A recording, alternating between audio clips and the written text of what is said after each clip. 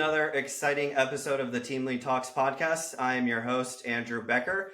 Today, we get the privilege of meeting Mel Carbonell of the Mel Carbonell Group out of Fort Lauderdale, Florida. Welcome, Mel. Thank you. I'm happy to be here. Awesome. Well, let's just jump right into it. How I love to start these conversations is the typical question. How did you get into real estate? Let's kind of start there just to get a little bit of your background. And then I know you have a team, so I would love to jump into that next. But let's hear a little bit about your backstory first. Okay, so it's a little crazy, but in 1998, January of 1998, I actually jumped right into the industry by opening a mortgage company. So Texas was changing some laws there around home equity, and my boyfriend at the time was in wholesale. So he was just sort of telling me, like, you need to do this, you need to do this. And I did it, hired 12 loan officers, processor, ran ads, and I just got vendors in the industry to train us. Wow. And that's how I got into it. And then over time, I wound up getting my real estate license, but I really focused on mortgage probably up until 2000. Well, not probably, up until 2005, 2006. Okay. And then I moved that was in Texas, moved to Florida in 2005 when I got married, did mortgages here in Florida, didn't get my real estate license in Florida until 2012. Okay. We have a similar time frame. I got my license in 2013 in Arlington. Where did you start? How did you pick your brokerage, and were you on a team, solo agent? Can you talk about your early years? Well, because I had a real estate license and mortgage in Texas, I came here doing mortgages. I knew that I had an active daughter in her sports, and I wasn't going to be able to dedicate full time. So I said, okay, let me just hang my license with a boutique brokerage, not knowing back then the limitations of a boutique. And I'm not knocking boutique. It's the right thing for a lot of people, especially if they invest a lot in it. But you realize you lose so much community. Like, unless Right. you're in some kind of big coaching program or some kind of something outreach where you can get training, technology, you have access to that. You do lose that in some of the small boutique companies. So I put my license there knowing that I was going to be that agent that was like, oh, I'm just going to do a deal here or there. I'm going to do my own personal deals. That's sort of how I entered back into the industry. And then when my daughter went off to college, I said, all right, I'm doing this full time. I opened my own brokerage in 2019, and my own brokerage sounds so big. It just was like me and one other agent. Right. And then in 2023 is when I switched to join the brokerage I'm with now, Real Broker. And that was when I really started to grow the team. Okay. Right. Because I think you realize once you join a bigger national company like that, you realize the support system you have and how much you don't have to do. Right. So you feel like, oh, I can really grow this now, right? I'm not trying to figure out payroll. I'm not trying to figure out compliance. I'm not trying to, that's just trainings, all this stuff comes off of your plate. And I'm not selling anybody on that, because I think boutique is a great space for some people. I certainly know some Powerhouse, boutique companies that have all the things. But for me, that was the move that really changed. Okay. Now, and I've done all the things. I've done some foreclosure flips, like, courthouse steps. I've done vacation rental. I've done, long-term rentals on some investment properties. So a mix of all types of stuff in the real estate space. Gotcha. Yeah. And I'll bet being at the boutique brokerage also taught you and got you to where you are today, learning the different aspects of what a boutique is like versus one of these big brokerages. Yeah. I always felt so. I actually started my career in the Air Force as a civilian for like 7.5 years. And I'm like, man, I wish I had gotten into real estate sooner. But then I look back and I'm like, I learned a lot about me as a person, like organization wise, military is all about systems and processes. And I'm like, would I have been able to do what I am doing in real estate if I didn't have that? So I always like to think, even though like everyone gets their own starts in different ways, that it just Yeah. led you to the point in your life where you are right now. Yeah. So It's a learn, right? It's just like you learn. You're like, okay, there's 10 agents here, two of us have Supra. Like maybe and yeah, I'm super tech driven, you know? So I'm like, wait a minute, maybe this isn't the right home for me, but you don't really know that in the beginning. You're just kind right. of figuring out.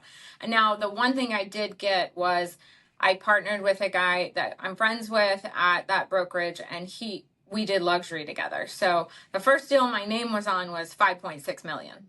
Right. So it That's was not like, yeah. So then it was like this, and some of those I got paid on and some of those I didn't. Eventually I started to get paid, but that was just a huge push for my name and my brand in yeah, Fort Lauderdale. that's Yeah. awesome. Well, that is probably one of the best starts I've ever heard of. I've never had anyone say they had a $5.5 million listing as their first deal. So that must. It was the buy side, but Oh, yes. okay, cool, cool. Well, let's talk about the team aspect, right? So Okay. we kind of have your history. Started in 12 at a boutique, moved over, started your own brokerage in 19, and then when did you move over to Real? At 19 or 20?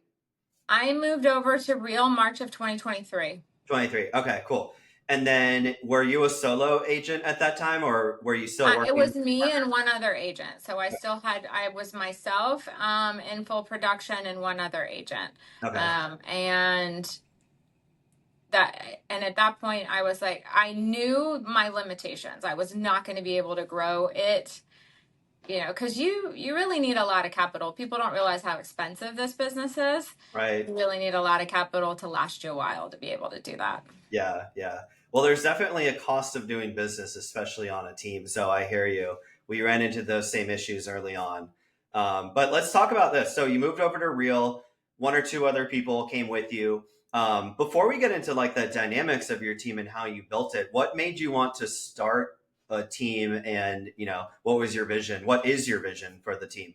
The initial part wasn't that I didn't want to produce. I actually love being in the field. I love working with people. It's the whole reason I left mortgage in a sense and then went to real estate and didn't go back to mortgage initially, was that I just love it's going to sound really cheesy, but I genuinely love turning somebody into a home buyer that wasn't, right? Watching them move up through their houses, like move and grow and get that big house that's where they're going to raise their family or whatever that looks like for them. And then sometimes it's also the downsize and just watching the transition of them go, okay, well, now it's time to move off from this. And I think I like being part of people's life changes. So that's why real estate called me.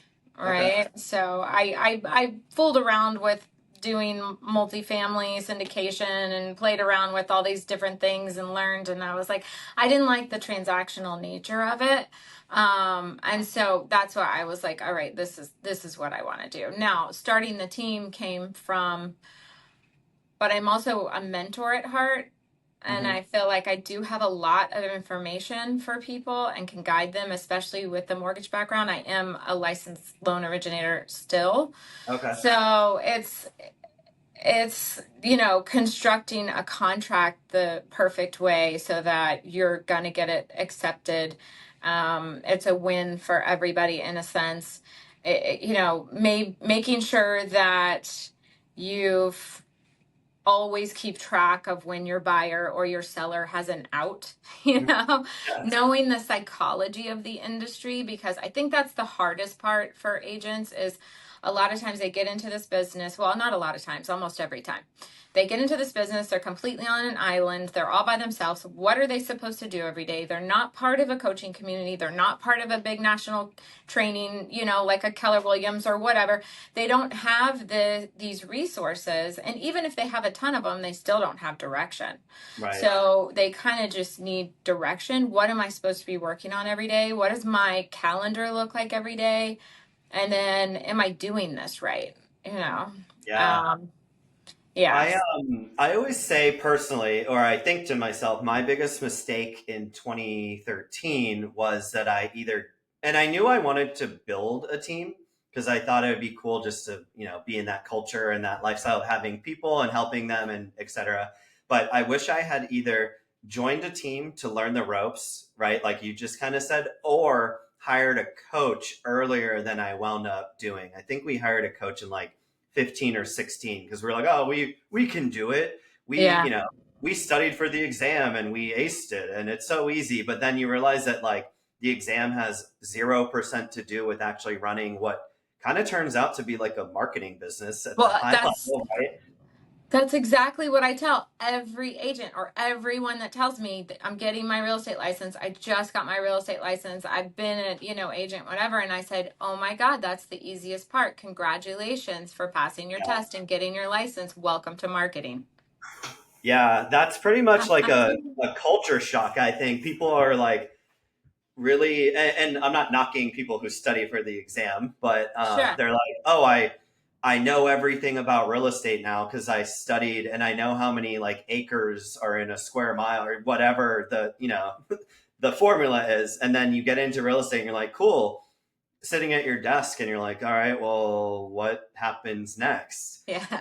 And I was like, in my mind, like, I can do it, I can figure it out. But then I realized as I got more and more coaches in my career over the last decade plus, like, man, there are people that if you just pay $10,000, 5,000, whatever it is, right, will expedite you 10, 20 years in advance. And you're getting all that knowledge in like 6 to 12 months versus what I did was lost a lot of money, made a lot of mistakes that you didn't really have to. That's always my biggest thing. Like join a team, get a mentor or hire a coach if you have the capital to do so. Yeah, I 100% agree with you on the fact that if I would have even known about coaching for real estate in 2012 when I got my license again, it would have been a game changer, right? So Yeah, it's just exposing yourself to more and more information and having someone to guide you or connect you to a bigger group of people where you can learn from. And that's part of coaching a lot of times. So yeah, people, it's not just the, hey, you should make, 50 calls today, or hey, you should organize your database or tag your database.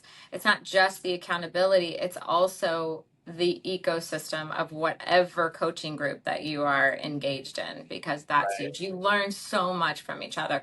And it really does put you behind the eight ball, if you go 4 or 5 years without getting introduced to any type of coaching or community like that.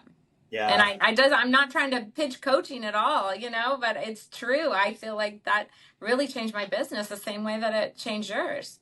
Yeah, I mean, not to get into like the our P&Ls or anything, but when we didn't have a coach, we were right around like 11%. We hired a coach and we seriously did a one-on-one, cost us like, I don't know, 15,000 bucks or whatever it was at the time. This Yeah. was years ago.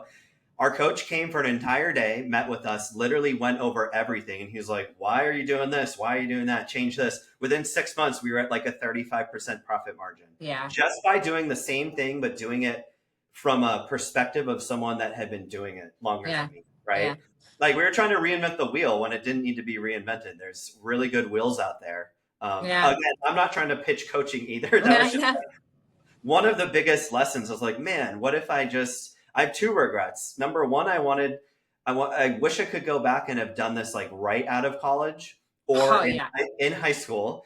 And number two is the coach. I'm like, man, but at Yes. least I always tell my partner, Dan, I'm like, at least we did it when we did and not Right.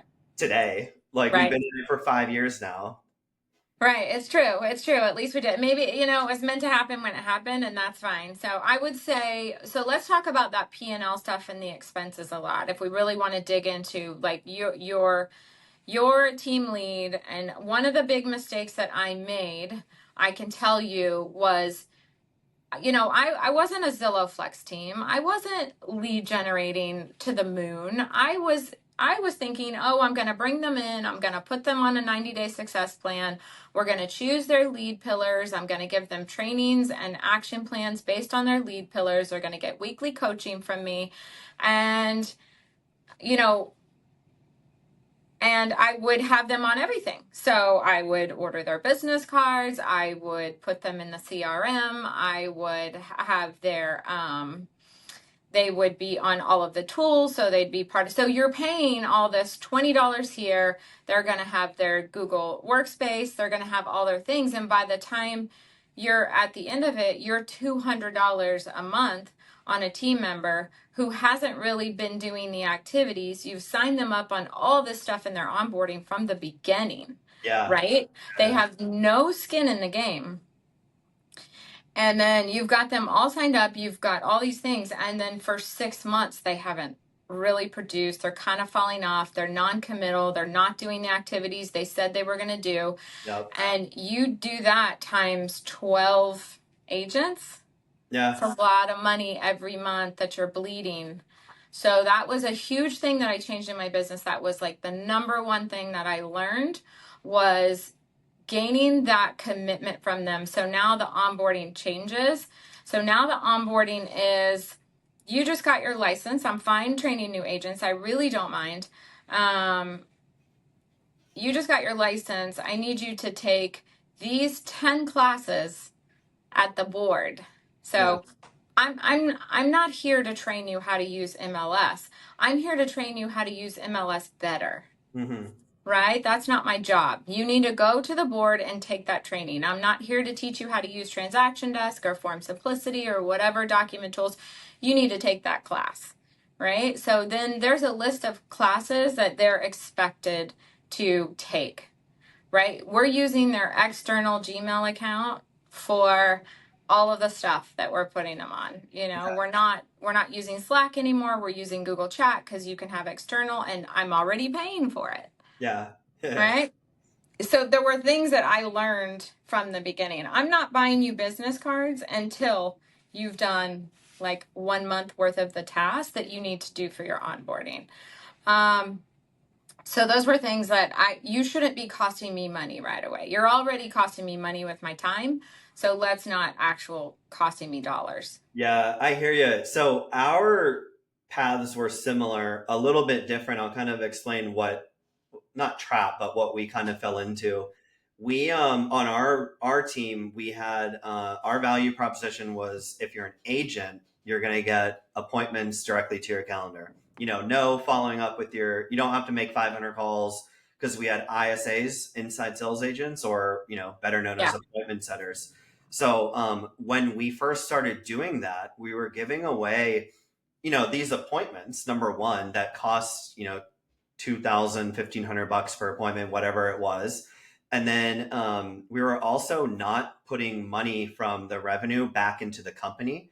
That's why our profit margins were so low. And we're like, man, is this even feasible? How can we make this work?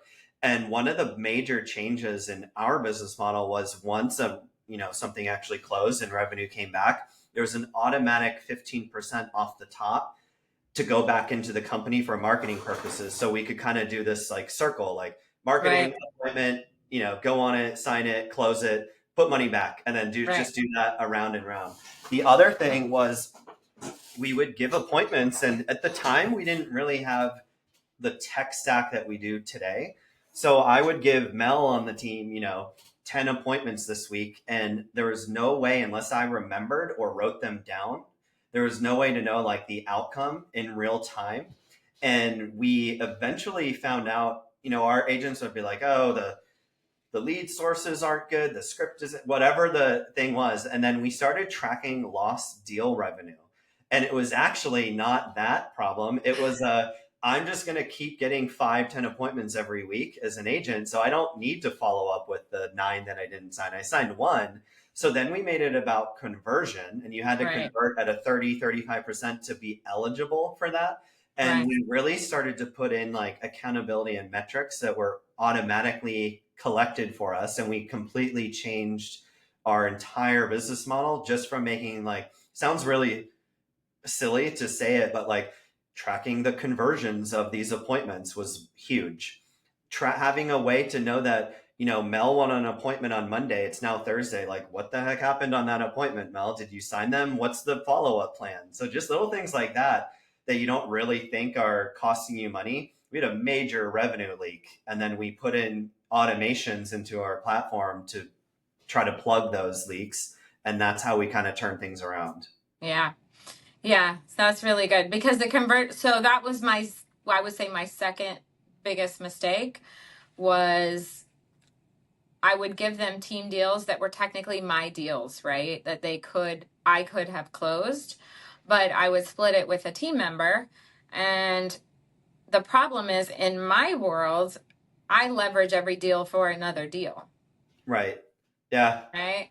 So, and even a buyer. So I just leverage the community that we're buying in for another deal. I do an introduction of the buyer, your new neighbor, all the things. So that's on the buy side. On the sell side, that's obvious. We always leverage listings for more listings, right? Well, that wasn't happening.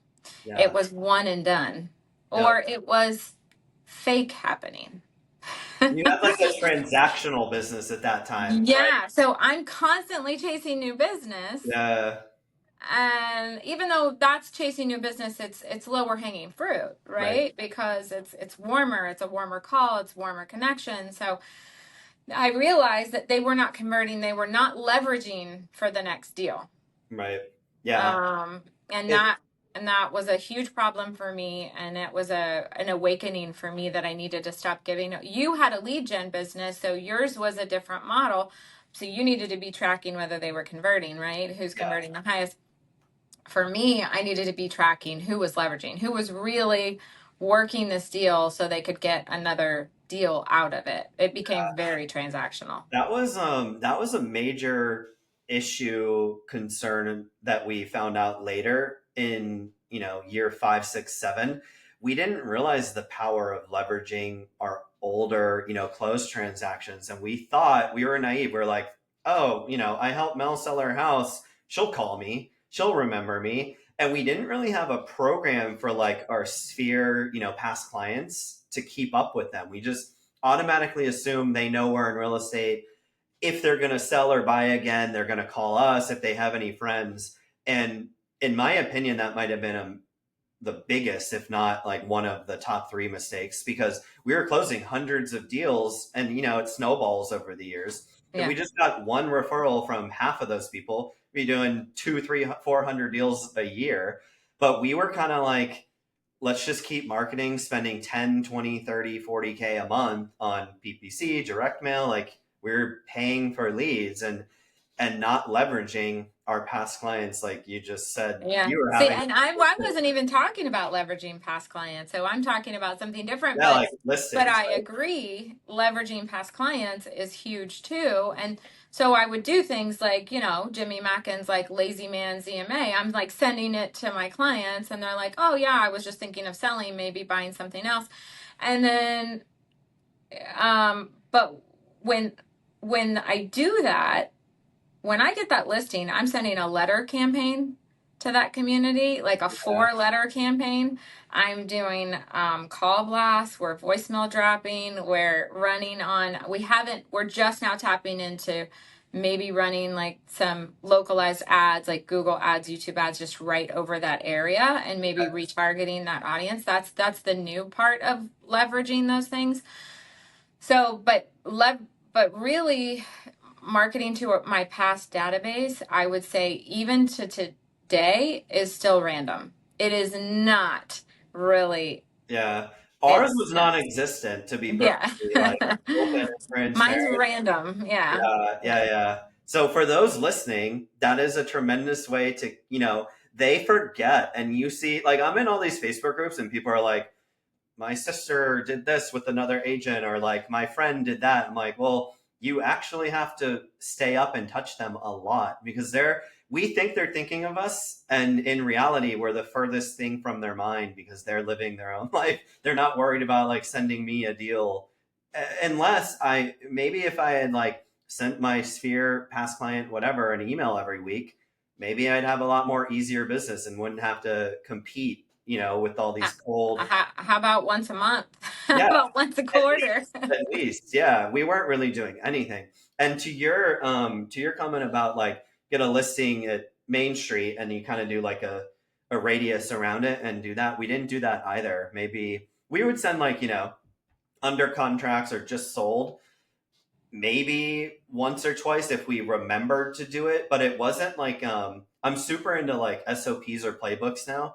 and I wish I had the level of playbook sophistication that I have now then, Right. because it'd be like, all right, you get a listing. Here's 10 things that you So we have our, 100% do. yeah. So we have our listing launch, and the first letter is just to the neighbors, and it's basically just saying we're going to have a neighbor preview before our main open house. Yeah, And it's like a do you want to choose your neighbors? And then sometimes we're inviting them just to check out the price. right, The best thing I can hope for is the nosiest neighbors, right? I want, like, people complain about the nosy neighbors. I love the nosy neighbors. Please send them into my open house right, because, and I know we're supposed to be talking about team, but if we're talking about leveraging for business and for lead gen, this is an important thing that I think people miss.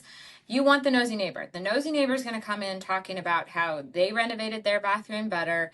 They, did this better. They did that better. And guess what you're going to say? You're going to say, oh my God, I need to come see your house. So hey, yeah, when this open house is over, I'll stop by and take a look and just show me what you did. And right, sometimes they don't want you coming right away because the house isn't, cleaned up, but you can definitely get in there within a couple of days. And that is when they're looking at that stuff and they're looking at that house, they're thinking of selling. yeah, yeah, Even yeah. if it's not tomorrow, it's probably within 12 months. No, but that's a new contact for your database, and that's how Yeah. you grow. The one kind of higher level, bigger picture is not just like your listing, right? And what you're doing, but like we early on would get like a listing and be like, oh, should we hold it open? No, not this time.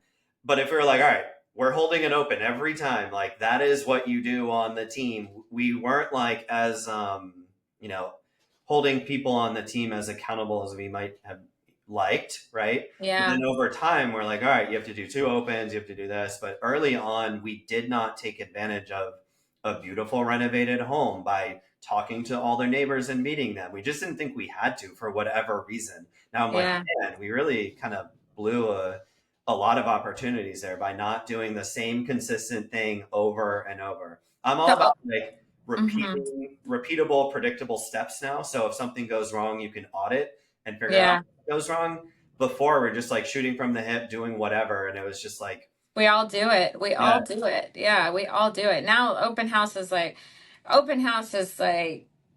I mean, the steak on the plate here. It's like this is the most important thing that we can leverage for more business. right, So we go all in on pushing people into that first open house. yeah, that's awesome. So let's talk about your team. We talked Yeah. about like open houses a little bit and having some sort of a system in play, but walk us through like the dynamics of your team, how you're structured and how you're set up, and then I'd love to dive into each like different So part of it. so part of because technically it's really just been a little over a year, really, like a year and a half. I mean, if you think about it, because 2019, yeah, but I was just me and another agent, right? That's not really a team. So now I have 11 agents. I would say some are more part-time, not really doing it. These are not top producing agents. These are random deals. They're newer agents. They're looking for mentorship. I have two experienced ones, but those two are really more part-time because one of them does business in Denver and here, and Okay. one of them does business in Italy and here. She's dual citizenship. Okay. So for the most part, everyone's newer. And when I originally set up my team, I had grandiose ideas of their, closing, like how much they were going to be able to close, how much we were going to be able to do. And I kept them on, I would say, the full cap. So basically, they could hit full cap. And then they would get to buy stock into the company and the full stock and all of the things. Well, I just recently, and today was official, reduced everyone's cap by half. So by 50%. So we're getting more realistic rate. It's more realistic for them to hit those numbers. And so we switched over from what we call a marketing group to a pro team within our brokerage, So that is really going to help the newer agents so they can cap sooner. Okay. Now, they won't be able to hit statuses like elite agents or things like that. And they won't get full stock buy-in, but they get some stock buy-in. And what it does is you're allowed to, if you see they're doing a lot of business, they can actually increase their cap on their own. Like they can say, I want to make a request to increase my cap. So part of that is saving them some money, so that it feels more achievable, right? It doesn't feel so far away. It feels like, oh, I can do this. I can probably do this for the first couple of years, no Right. problem. Okay. So that was one of the things. The other thing was making sure that they went through, like, I'm not buying business cards. I'm not doing this until they're in, right? So they're Right. in. So I only have, I would say, 5 that are in my Monday focused and intentional group. We do 2 hours of accountability on the lead pillars we have chosen. So we have our focus and intentional group inside a space inside of Google Chat. And then we have each individual lead pillar has a Google Chat space. And Okay. so we can share trainings, documents in there, activities, what we've done, what we haven't done. So we sit there and one by one listen to each one talk, and that includes me. So Mhm. I'm in that group. I have my lead pillars and I put my activities on my lead pillars and what I'm committing to do Okay. before the next time we talk the next Monday. And that sets everyone up for a good week. Okay. Can you expand? I think I have a general idea, but what does lead pillars mean to you and your team? Just for the Okay, people that so might not know. it's the first conversation I have almost before I hire now. Before I used to be quick to hire and just kind of let them fall off. And now I would say I'm slower to hire because I need to know that there's a lead pillar that fits them. And lead pillar means like, what are you choosing to generate leads? Okay. What are you choosing? Are you a social media person? Like when someone tells me they want to be a YouTube star and they, have 200 followers on their Instagram, I'm like, Right. okay, how? What are you going to do? It's not it's not impossible. We all know Tyler Hassman did it. I mean, it can be done. Right. It's just I need more, so I need to see, is this realistic? If you're going to work a farm, okay, what are your resources? How much money do you have? Because it might take 6 months to convert a farm. Yeah. And tell me the farm you've been working in or attempting to work in, because if there's not more than a 6% turnover rate, then please don't spend your money and your time there. Yeah. So we go through like what's possible as their lead pillars. It could be calling expireds. A brand new agent calling expireds is the biggest waste of time on the planet, right? So Yeah. I'm like, you better go on Skill Ramper and go do some role play every freaking day for $30 a month until you've got that skill down, because they're going to eat you up. Yeah. So is it going to be calling non-owner occupieds where you have all these second home investors here that haven't even come down for years because Yeah. they're just getting older and they're just not coming anymore. Okay. So calling them to try to get business. So lead pillars, we have about 20 that they can go through and they can decide, I have 12 listings right now. You can do open houses. You Yeah. can sit in, there's only 2 that are occupied. The rest are vacant. Go for it. Yeah. And that is a rule on my team. So the rule on my team is if you have a listing and you're not holding it open, anybody can. Okay.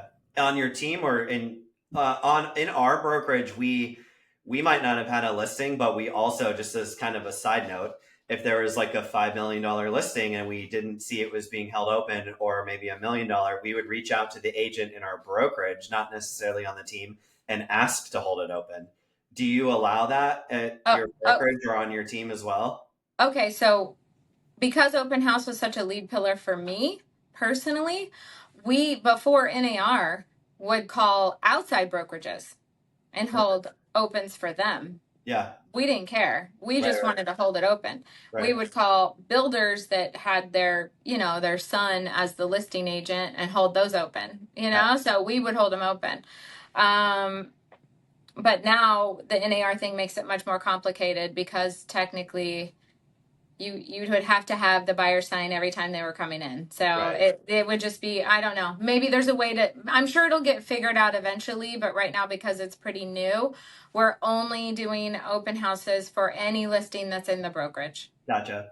And Yeah. let me ask you, you mentioned like 20 different lead pillars. So it's like be a social media guru, farm, only Yeah. held opens, working sphere.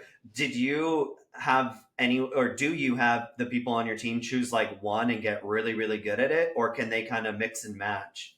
So you're supposed to pick three. Sphere is the automatic default Okay. for number one, Right. right? If you don't have a database, you don't have a sphere, we're building one. If you don't, because that is so easy over time to just continue to generate money. Like you said, Right. it was a huge thing that you guys were missing, a missing piece of the puzzle, Yeah. so I would say that's number one. And then they have to choose two that they're just doing regular activities on to build towards. And some of that in the beginning is just training. Like I'm sending them videos or I'm sending them trainings or resources so they can train on doing that particular thing. Right. Okay. Yeah. So if someone on your team, for example, has three and they've done them and they're really good, do you recommend that they just kind of like put a fence around that and do it even more? Or do you have some people doing like 12 or all 20?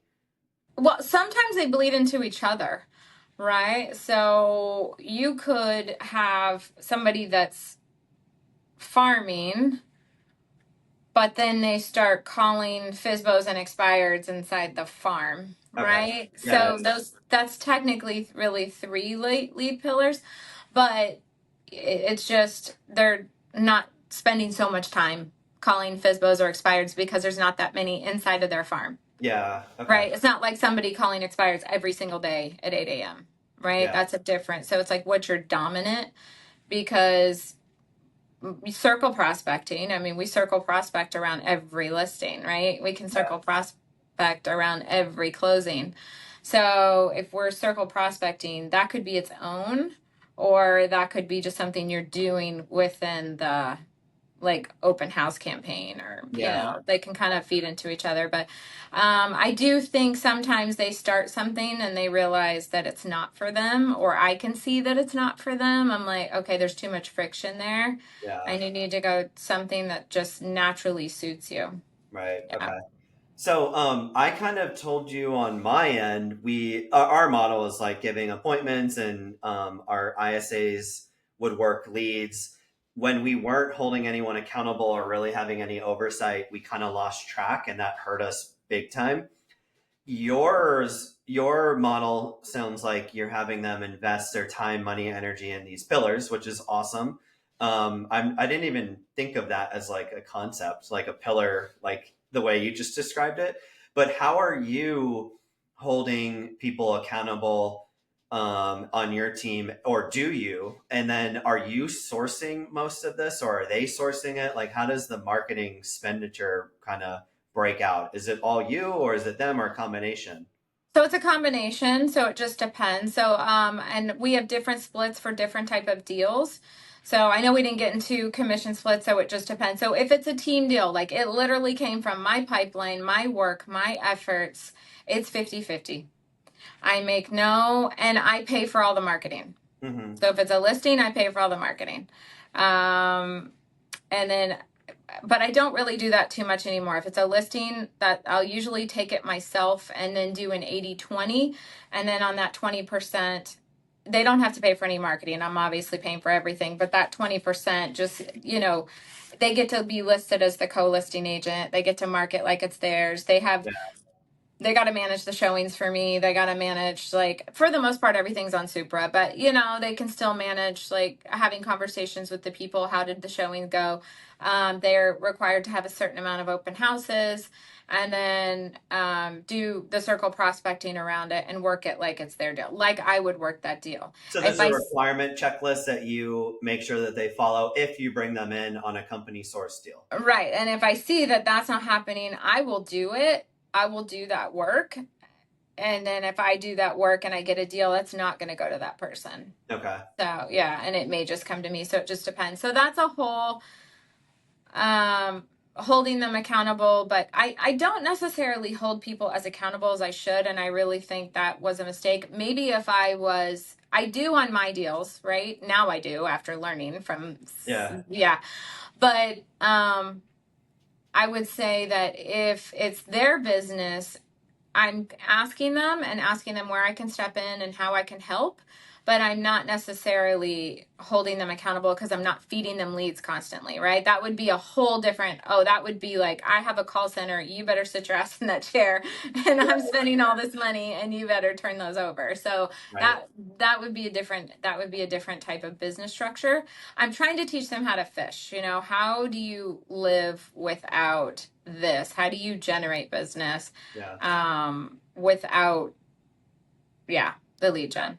We had a similar, what we called origination source. So we had two, on the drop down menu for origination source, either agent, so like Mel on the team, your family member came in, and it was Mel source, or company Right. source. We wouldn't take off the top for an agent source, but we would still provide the value. And then we had, trying to remember, it's been like 2 or 3 years since I've dealt with this because I'm not in sales anymore, but it would be like a cap to how many like family agent source before we'd have to start putting money back in, and the splits were kind of reversed for us. So it was like agent heavy on the agent ones, and then obviously on the company source ones it was a little bit different with that 15% off the top to Right. go back into marketing. But we track that relentlessly because you have to, right? You have to kind of know where the revenue is coming in so you can keep the lights on and pay the overhead. Yeah. So that's what those are like the two different types of leads that we had. Yeah. Yeah. No, it makes sense. And the leads are coming from their connections, from our efforts, around the listings tends to be more than likely. I get a lot of agent to agent referrals personally, so I feel like I try to manage those myself, but sometimes I do have to bring somebody else in to help. Right. And then I started to go with, okay, if I'm going to do like a 75-25 with you, there may be a reason for that, right? So if I'm doing a 75-25, you're getting 75, I'm getting 25. I'm not paying for marketing. I'll split the marketing cost with you if you want to do stuff. I'll split it 75-25. Right. Yeah. Yeah. Yeah. Like whatever percentage we did that kind of the same too. Yeah. Yeah. Yeah. I think it makes sense. Yeah, no, it does. And then I have the two more experienced agents. Like if they're fully doing a deal, they don't need any of my support. They're really just on a 90-10. They've got their own brand, their own marketing, they're doing all their own stuff. They're looking to me for a different kind of support, typically compliance, back office, questions, how do I handle this? Vendors, because they're not here full time, right? So they're Right. looking for that location experience, all of those things. And so that's where I step in and help them with that. But I'll have a deal with one of them that'll be 50-50, and then I'll have a deal with one of them that'll be 90-10. Okay. Yeah, I mean, that's the other thing. Like, there's so many different variables at play here and so many different scenarios at play. Like, where did it come from? How did it, did it lead to another second, third deal from it? Oh, and How did those splits? I've changed midstream. I've changed both ways and said midstream in the deal, and I'm like, this isn't a team deal. I'm like, this is a self gen. You're back from vacation. It didn't sell. We worked it. You need to take this back as a self generated deal. We're 75-25, and then Yeah. that person, like, that's how that's managed, because that's the right thing to do because they've taken it back over. We Yeah. didn't sell it, right? So, and then I've had it reverse where I'm having to step in and do much more, and I'm having that conversation and saying, absolutely not. This is not a 90-10. Yeah. This is like a 60-40. And I think because we're small enough, I can do that, right? So we're small enough that I can actually do that. I'm pretty sure you get to 20 agents doing a certain volume, you really have to streamline those commission splits a little differently. Yeah. But right now, we're not doing that kind of volume. We're still like in the figuring it out. And like I said, I have newer agents and I'm back in full production. So we're figuring that stuff out. And I'm trying to be fair because I don't want people to leave, Yeah. right? And I don't want them to feel like they're being cheated on a deal. So I won't let that happen. I'm not going to say, oh no, that was set up as a team deal. It has to stay that way. Yeah. Because, yeah, no. Yeah, so Yeah. with us, we wanted like a competitive nature on the team. So it wasn't necessarily like, especially in the later years, like it wasn't just a round robin, like, oh, we have 10 agents. So like agent one, agent two, like as leads or appointments got set. We had to implement a like almost like a conversion competition, conversion rate competition. And it was the rule on the team was like, if you're available, because we could see everyone's calendars, right? And the best leads went to the highest converting agents. And if you weren't Yeah. converting, you had to hold opens 4 times a weekend and convert buyers to get your percentages up. So we got to that point where it wasn't just like you automatically get your calendar filled by us. When we started tracking conversion rates and tracking revenue coming back in by teammate, that was when we were like, oh man, we can't afford to do this because we're losing. And we were Yeah. like, at that point, we were running our business like a real business. Like, you don't give an agent 10 leads and they close zero, and you don't give them 10 more and 10 more.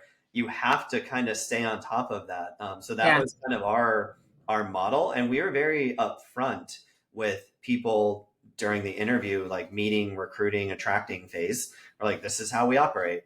Here's each role. Here's what you would be doing as an appointment center or an agent or like coordination team member, whatever it was.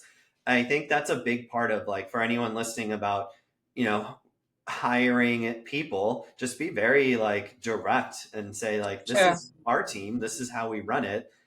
It might not be for everyone, but if you want to be part of this, like, cool, we'd love to have you if it worked. You know, if And that's exactly how. So you're like, this is our system. We do create appointments for you. We do have this lead generating system for you, but this is what is expected of you, or you won't get yeah, those leads. Where me, I'm like, look, we don't give you leads. I'm not saying you won't ever get a team deal, but I don't want you banking on that. right, What we do is we teach you how to fish. Do you want to learn how to do this business and be like an independent company owner as your, like yourself? So it's completely different model. And I think, yeah, as long as you tell them that up front, you're not making empty promises, then yeah. yeah, Yeah. exactly. So, are your, I think I know the answer, but are your individual agents, they're responsible for obviously their lead gen and then setting appointments, Yeah. setting their own appointments and then, Right. signing it and working it through the closing table? Not through the closing table. So we get them. So obviously I guide them through the whole process, how to do the buyer consultation. That, like I said, the big thing is the psychology of the transaction, like being Right. careful how to respond to every text, every, comment, like making sure you're using the right words. And then typically once they're under contract, we take it. And then they're just off getting something else. They'll still have to manage some of the conversation with the client, but typically we take it at that point. So you act as like the transaction coordinator at that point, or people Yeah. on your team do, and then Yeah. they're off kind of That's signing right. the deal. Right. So we do TC operations back here and they're off on to the next deal. Hopefully they're working around that deal to try Yeah, to get more deals. Yeah. cool. Yeah, yeah, that's awesome. Well, Mel, I know we're kind of coming up to time here, and I know you're in Fort Lauderdale. If anyone listening wants to talk to you about Yeah. joining the team, or if they are buyers or they're looking to list, how would somebody get in touch with you and the team? They can call my cell at 954-817-2604. Or you can definitely Google me. We've worked hard on that. So Mel Carbonell, Mel Fort Lauderdale, Melissa Carbonell, it all comes up. Okay. Yeah. And you have a website that you could tell people about. We'll throw all this in the description as well, Yeah. so it's easily accessible. Right now it's melcarbonell.com. Okay, Yeah. cool. Yeah. Awesome. Well, Thank you.